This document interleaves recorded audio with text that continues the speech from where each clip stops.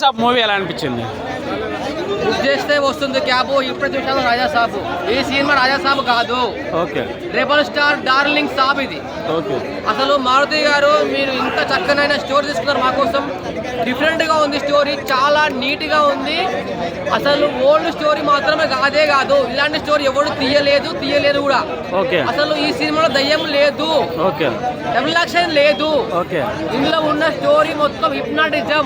Okay. మీరు అనుకున్న విధానం బట్టి ఉంటుంది, ఆలోచన విధానం బట్టి ఉంటుంది. మీరు ఏమి ఆలోచిస్తే అవుతుంది అని చెప్పి చూపించారు. సినిమా ఫస్ట్ హాఫ్ మొత్తం కామెడీ ఉంటుంది, సెకండ్ హాఫ్ కూడా కామెడీ ఉంటుంది. కామెడీ లెవెల్లో నవ్వించారు. సినిమా మాత్రం అయితే నేను ఎక్స్పెక్ట్ చేసినంత ఉంది. అసలు చాలా ఎంజాయ్ చేసే సినిమా. ఈ సినిమా ప్రతి ఒక్క ఫ్యామిలీ ఫుల్గా ఎంజాయ్ చేస్తారు. లాగ్ అయితే లేదు.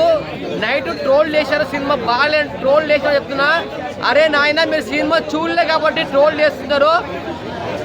ప్రభాస్ ఫ్యాన్గా చెప్తున్నా. చాలా మంది అంటే ఒక బాహుబలి రేంజ్లో ఊహిస్తున్న వాళ్ళు ఇప్పుడు ఈ సినిమా చూస్తే కొంచెం తక్కువలా అనుకుంటున్నారు.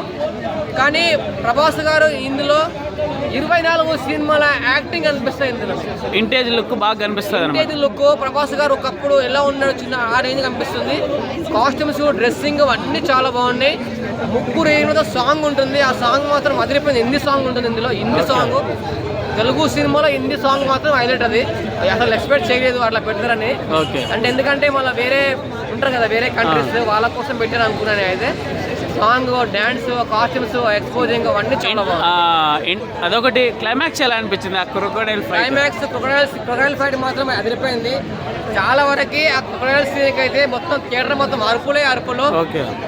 అసలు ఆ క్రొకోడైల్ ని ఎముక తిరగబడుతుంటే అసలు వేరే లెవెల్. అసలు స్టోరీ అంతా బాగుంది, చాలా బాగుంది.